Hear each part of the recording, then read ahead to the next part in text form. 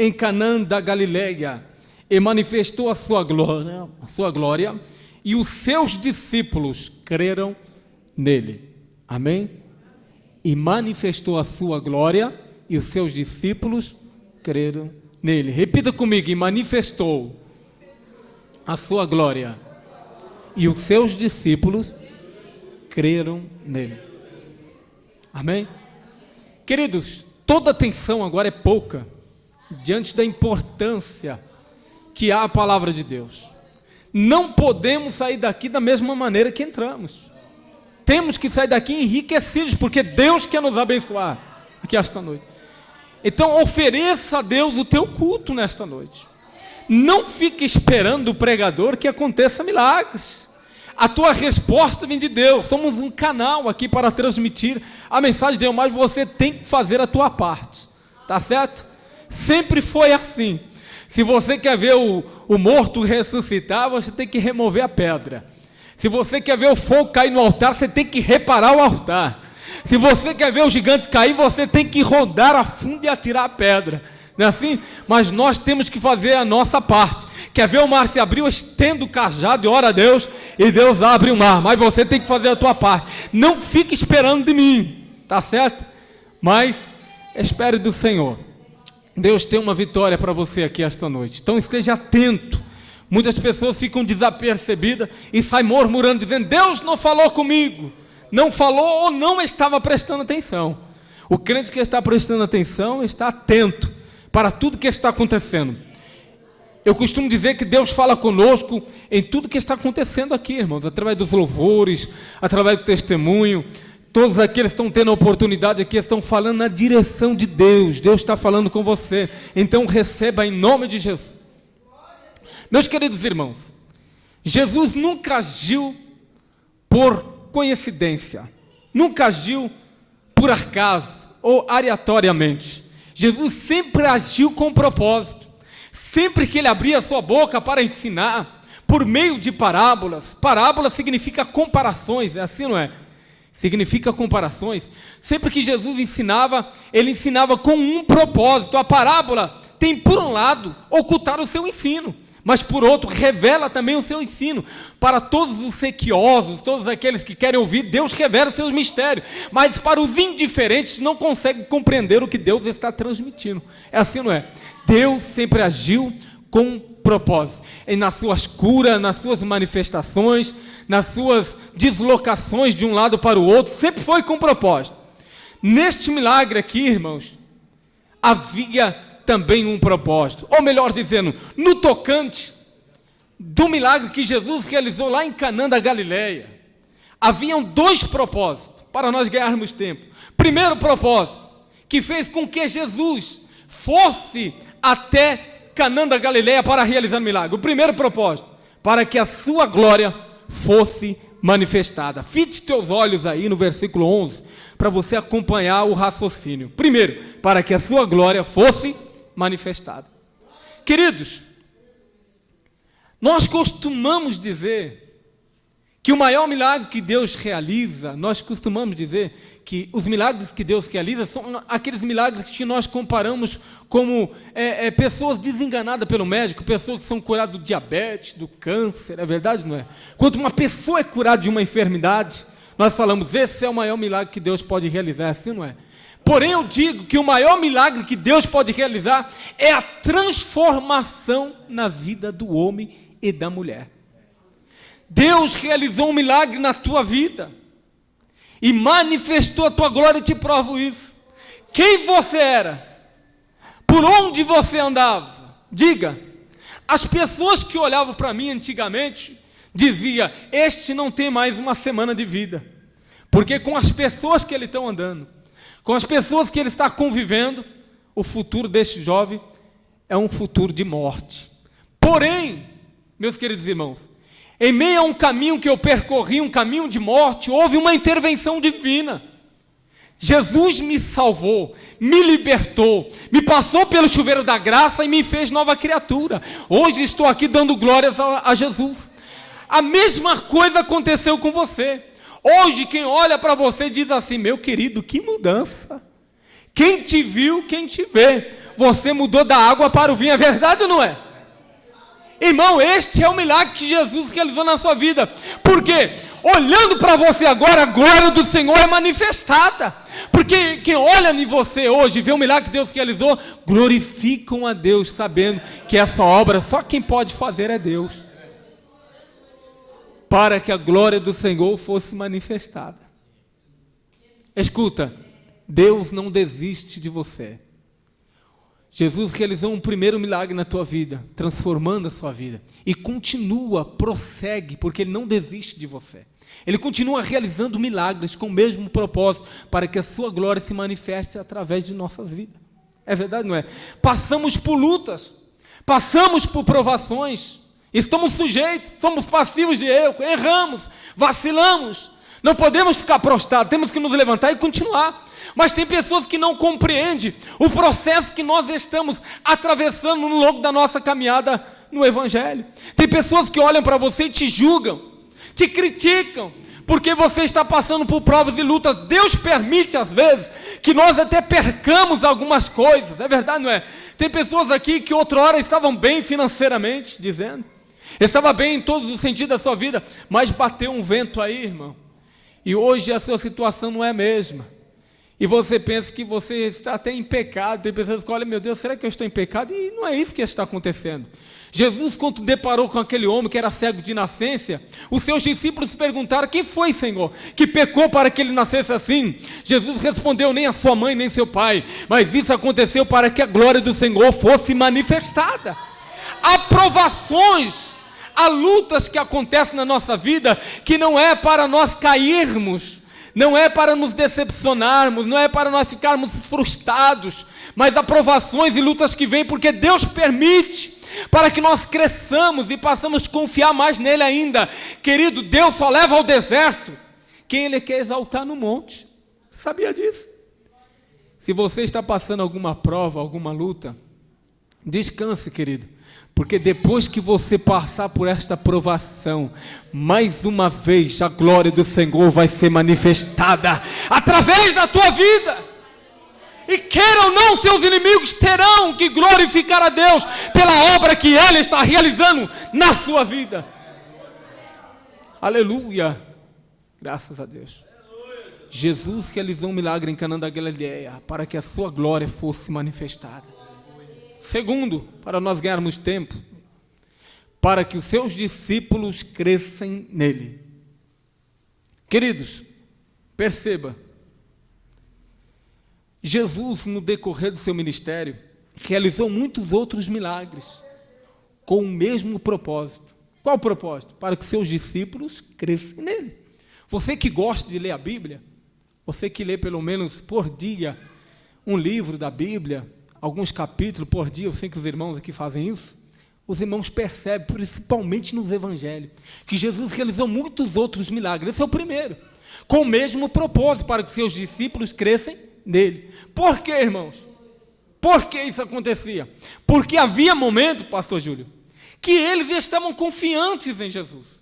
Sim, queridos, demonstravam ter confiança em Jesus, mas havia momento que eles não estavam tão confiantes assim. Quer ver um exemplo disso? Um exemplo isolado?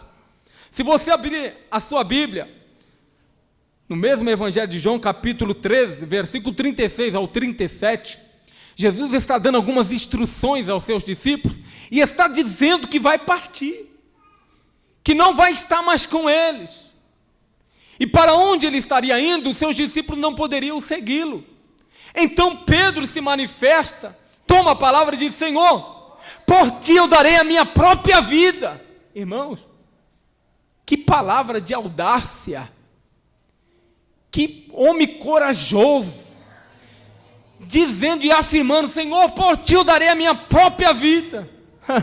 Irmãos, quantas vezes nós afirmamos com as nossas palavras e desdizemos com as nossas atitudes, com nossos procedimentos.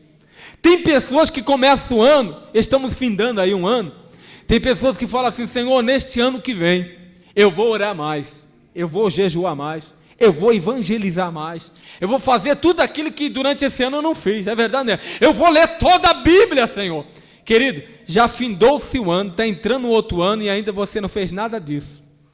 Irmão, não podemos falar e não afirmar. Temos que pesar as nossas palavras, temos que ser conscientes. Antes de falar alguma coisa, pensar o que nós estamos fazendo. Porque muitos daqueles que falam que vai fazer, não faz. Mas aqueles que estão conscientes, que pensam, geralmente é esses que fazem alguma coisa. E assim também na igreja.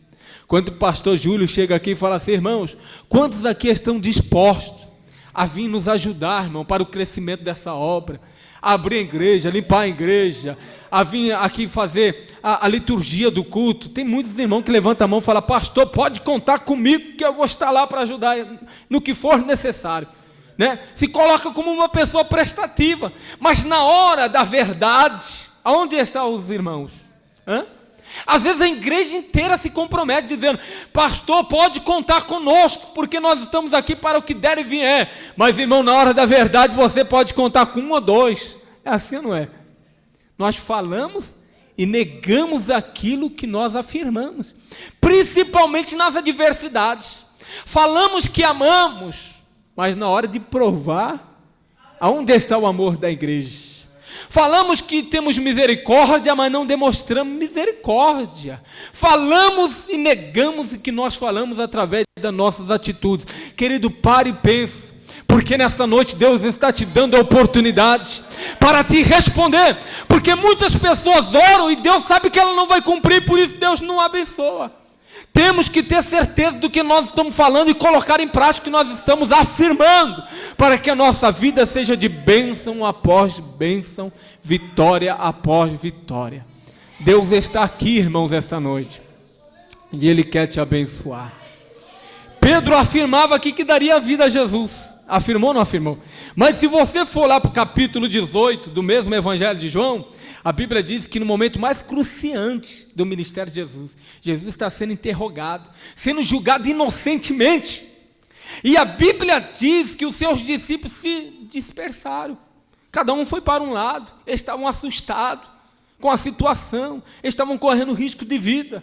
E a Bíblia diz que Pedro, irmão, está lá no pátio, e uma moça aproxima-se dele, uma criada, e diz: tu não és um deles? Tu não estava com ele? O que Pedro disse? Não, eu não conheço este homem. É verdade ou não é? E por mais 2 vezes, ele disse a mesma coisa: eu não conheço esse homem. E o galo cantou. Ele negou. O mesmo Pedro que disse que daria a vida por Jesus, foi o mesmo Pedro que o negou depois. E o galo cantou. Está entendendo? Afirmava, mas depois o negou com as suas próprias atitudes. Temos um exemplo coletivo no capítulo, se os irmãos quiserem acompanhar, capítulo 4 do Evangelho de Marcos, versículo 35 ao 41. A Bíblia diz, meus irmãos, e vocês conhecem a passagem bíblica, que Jesus está com seus discípulos em pleno mar, um mar revolto. As ondas se atiravam para dentro do barco. Os discípulos de Jesus se apavoraram, porque a situação era difícil. Ficaram todos apavorados. Quando eles olharam para a ponta do barco, para a polpa do barco, estava Jesus deitado, descansando sobre uma almofada, como se dizendo: estou no controle de tudo.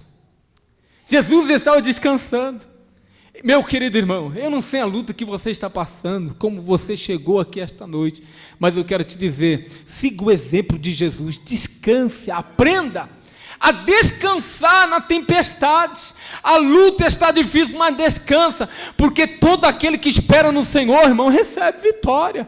A Bíblia diz que Ele trabalha a favor daquele que nele espera. O seu trabalho é descansar em Deus, aprender a descansar, tá certo? Jesus estava lá descansando, e os seus discípulos estavam apavorados. O que eles fizeram? Foram até Jesus e despertá-lo, né? Jesus então levantou, estendeu as suas mãos e deu uma ordem, dizendo: acalma-te, vento. E o vento cessou-se naquela mesma hora, porque Ele tem o controle de tudo. Tudo está no controle de Deus. Peço uma palavra dele para que este vento que está te assolando cesse definitivamente e haja abundância na tua vida, haja calmaria. Querido, uma palavra dele. A Bíblia diz que ele falou e tudo se fez mandou e tudo passou a existir pelo poder da tua palavra. O céu e a terra foram feitas. Ele continua trazendo existência nas coisas que não existem. Tira a moeda da boca do peixe, abre o mar vermelho, entra com seus servos dentro de uma fornalha e nem um fio da sua cabeça se queima. Esse é o Deus que você está servindo aqui esta noite. Um Deus todo-poderoso, que basta uma palavra dele para que você viva um milagre aqui esta noite. Eu sei que essa passagem bíblica chama a atenção dos irmãos, mas o que mais me chama a atenção, irmãos, é o versículo de número 41 do mesmo capítulo que nós estamos meditando. A Bíblia diz que quando Jesus cessa aquela tempestade, eles olham um para o outro, assustados, pasmados, dizendo: quem é este que até o vento lhe obedece? Está escrito assim na sua Bíblia ou não está? Quem é este? Eles andavam com Jesus, participaram deste primeiro milagre, viram muitos milagres acontecendo, e estão dizendo: quem é este que até o vento lhe obedece? Oh, meus irmãos, nós estamos aqui diante de um momento de dúvida e de fragilidade, é verdade ou não é? Mas nós vamos agora para um exemplo coletivo de fé. Vai aí, abre a tua Bíblia, em Mateus capítulo 14, versículo 23 ao 33. Parece que nós estamos falando da mesma passagem bíblica, mas são diferentes e os irmãos percebem isso. Na primeira ocasião, Jesus estava com eles no barco, mas agora na segunda ocasião, a Bíblia diz que após Jesus ter multiplicado os pães e os peixes, ele sobe para o monte para orar, e os seus discípulos estão atravessando de uma banda para outra do mar, estão num barco. E o que me chama a atenção, que quando eles estão já bem longe, Jesus resolve visitá-los. Jesus resolve ter com eles para saber como estavam os seus discípulos. Mas, irmãos, presta atenção, Jesus não chegou lá na beira da praia e chegou até alguém que estava com um barco lá e quis alugar o barco, dizendo: você pode me alugar o barco aqui para mim ver como estão meus discípulos? Jesus não fez isso não. Sabe o que Jesus fez? Jesus foi andando por sobre as águas. Está entendendo? Jesus foi andando, foi ver como estavam os seus discípulos. Quando Jesus está se aproximando, a Bíblia diz que eles olham e pensam que é um fantasma e grita: é um fantasma. Gritam bem alto. Jesus, percebendo que eles estavam atemorizados, disse: não temas, tenha bom ânimo, porque sou eu. Pedro, percebendo que era Jesus, disse: Senhor, se é tu mesmo, permita que eu vá ter contigo andando sobre as águas. Meu querido, olhe para mim aqui esta noite. Deus quer fazer o sobrenatural na tua vida. Ele quer fazer um milagre muito maior do que você tem vivido até hoje. Jesus vai te surpreender, meu querido, aqui esta noite. O que Jesus vai fazer por ti é muito maior do que você está esperando. Eu tenho a certeza, a plena convicção que Deus vai superar as suas melhores expectativas aqui essa noite. Ei, presta atenção. Quando Jesus chama Pedro para descer das águas, meu irmão, ele começa a andar também sobre as águas. Sabe o que significa isso? Andar sobre as águas significa andar sobre os problemas. Ter coragem de andar sobre os problemas. E Pedro demonstrou essa coragem. Pedro saiu do barco. E é isso que Jesus quer que você faça aqui esta noite.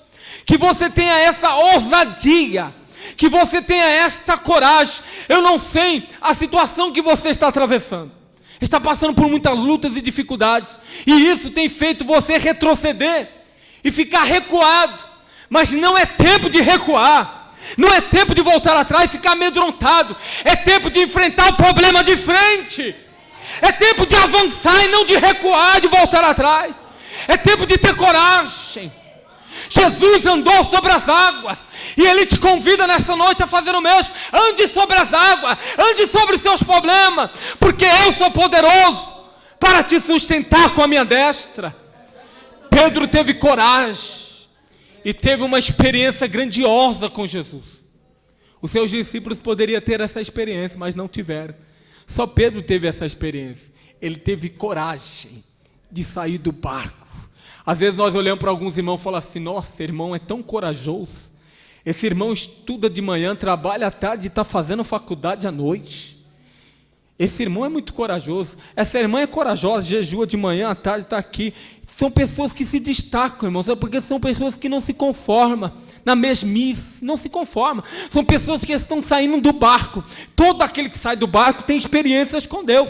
Pedro teve essa experiência, teve muitas outras, por causa da sua ousadia. Crente, em nome de Jesus, Deus não te deu um espírito de covardia. Deus te deu um espírito de fortaleza e moderação. Aonde estão os crentes que têm ousadia aqui esta noite? Levanta a tua mão em nome de Jesus. Quantos estão dispostos nessa noite de sair do barco? Quantos têm coragem aqui de sair do comodismo? Irmão, eu já jejuo e oro, mas Deus quer um pouquinho mais de você. Conheçamos e prossigamos em conhecer a Deus, irmão.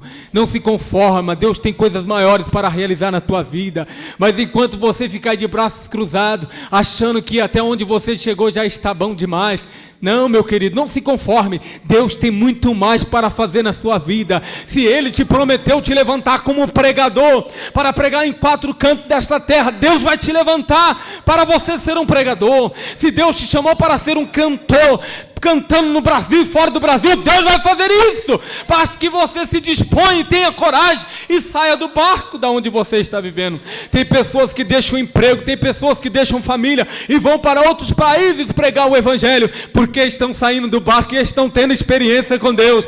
Quantos aqui querem ter experiência com Deus? Porque nesta noite eu já ouço o Espírito Santo te chamando para você ter uma experiência grandiosa com Ele. Esteja atento, esteja sensível, porque Deus quer que você ande sobre as águas aqui esta noite.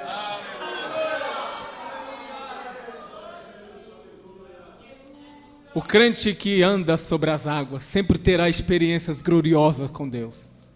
Pedro teve 2 experiências. Primeiro, andou nas águas como Jesus. Segundo, quando ele estava afundando, porque tirou os olhos de Jesus. Querido, quando você estiver tendo experiência com Deus, passando por provas e lutas, não tira os olhos de Jesus. Tem pessoas que olham para as dificuldades e começam a afundar. Foi o que aconteceu com Pedro. Quando ele olhou para a tempestade, ele começou a afundar. Aí Jesus estende a sua mão e sustenta Pedro e ambos sobem para o barco. Aí o que me chama a atenção, versículo de número 33. Agora, os mesmos discípulos que outra hora disse, quem é este que até o vento lhe obedece? Agora estão olhando um para o outro e dizendo assim, verdadeiramente, este é o Filho de Deus. Nós estamos agora diante de um cenário, de um momento de confiança, de crença. Eles estão demonstrando toda a sua confiança que tinham em Jesus. Outra hora estavam vacilando, mas agora estavam crescendo em fé. Querido, não desista jamais. Jesus não te perde de vista. Você é vaso na mão do oleiro, está passando por luta, mas continua essa jornada. Haverá momentos que você pensa que você vai naufragar, que tudo vai dar errado, que você vai desfalecer, mas saiba de uma coisa, para você que está andando sobre as águas, sempre haverá uma mão estendida para te sustentar e te colocar de novo num lugar seguro.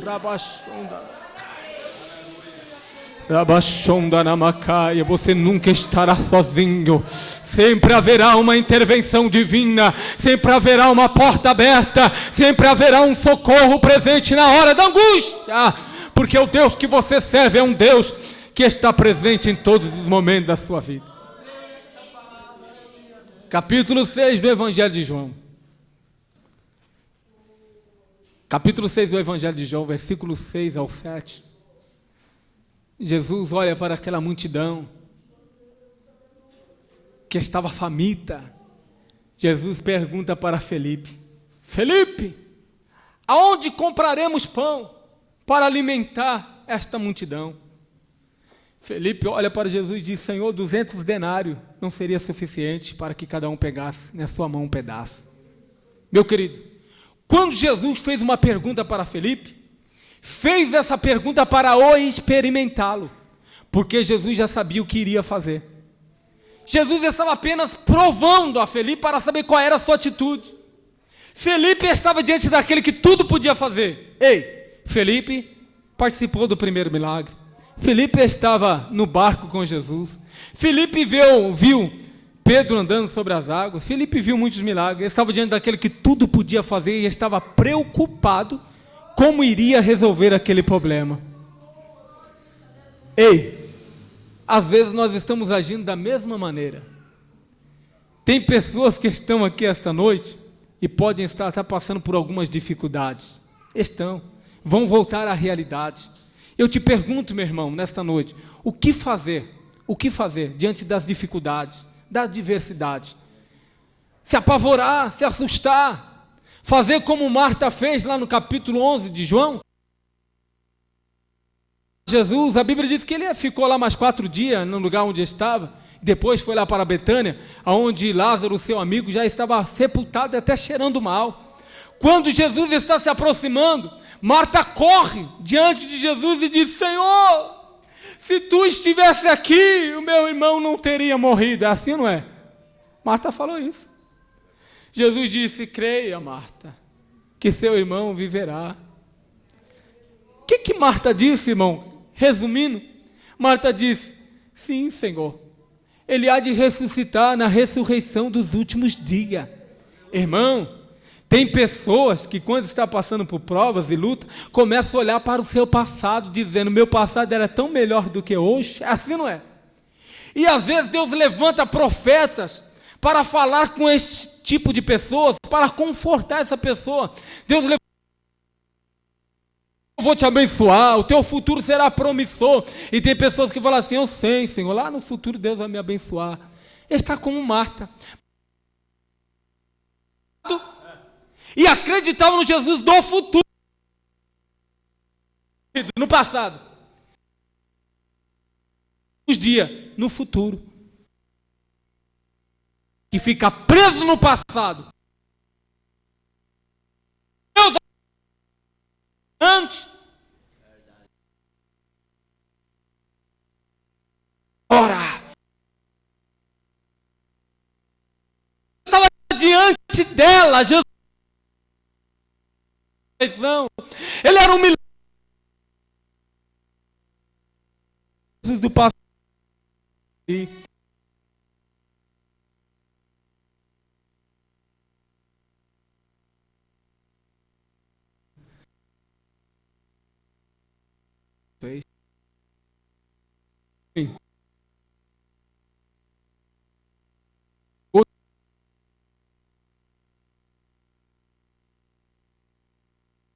Depois e até